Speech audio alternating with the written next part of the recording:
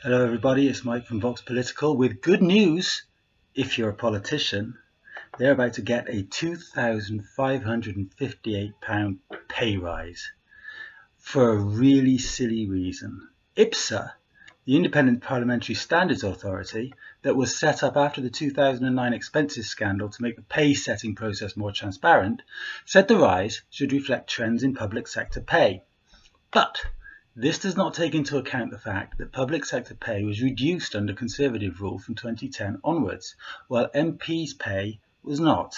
The result was that, for example, nurses' pay fell by 25% between 2010 and 2024 in real terms, so it fell by a quarter. MP pay kept parity with its 2010 level. So IPSA's plan to give MPs a 2.8% pay increase above the current 2.5% level of inflation is overgenerous. It would give MPs a basic salary of £93,904, which is far too much, nearly 3 times the £33,100, which is apparently average pay here in Mid Wales. In this writer's opinion, MPs' pay should reflect what the UK's lowest earning people receive, so they can understand the difficulties such people face.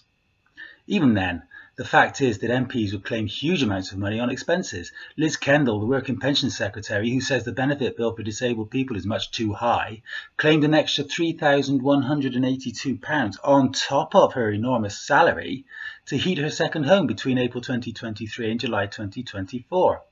And she's just one of more than 630 scroungers in the House of Commons alone. IPSA says it will launch a wider review of MPs' pay in the spring to decide how MPs will be paid from April 2026 onwards. Among other elements, this will compare UK MPs' pay to the way politicians in other countries are paid, but you can be sure they'll receive as much as or more than the most well-paid in the world, if they're not the most well-paid already, of course. It's not good enough. While MPs continue hammering the most vulnerable people in the country with false assertions that the pittance they receive is too much, they themselves are filling their own pockets and bank accounts with all the cash they can get away with. What a gang of crooks. Anyway, I found an article by another writer that had something quite satirical and clever to say about all this, so I shall take you on to that right now. So I found a website called Normal Island, which has suggested ways in which particular MPs will spend their new money. David Lammy said he is going to buy himself a spine. Liz Kendall plans to add to her collection of human skulls. Jess Phillips is going to buy herself several hundred t-shirts that say, "I love Jess Phillips." Pat McFadden is going to buy himself a cloak so he can venture into sunlight without catching fire. And Rachel Reeves is going to buy another one of those wigs that look like a helmet and are so heat resistant they can survive re-entry to Earth. Most other MPs said they would probably spend their money on cocaine and prostitutes. I don't know about you, but I appreciate honesty in a politician. The satirical site also commented on the latest watering down of safeguards in the government's assisted dying bill, linking them with the current attack on disabled people, with a point that I think may be devastatingly true. It said the government is tirelessly watering down safeguards for assisted dying and is keen to let people with mental health conditions be pressured, helped, into topping themselves. Given that mental health condition is normally a euphemism for poor and can see no way out, you now all have a way out.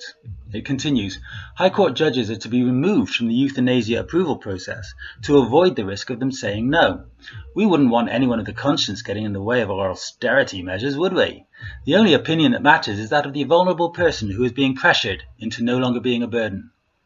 When the Tories were in charge of the country, we culled the poor and disabled against their will. This way, we will cull the poor and disabled with their consent, sort of. Because we are progressive now. Have you noticed how our idea of progressive always involves killing people rather than helping them? This is because helping ordinary people to live is not cost effective.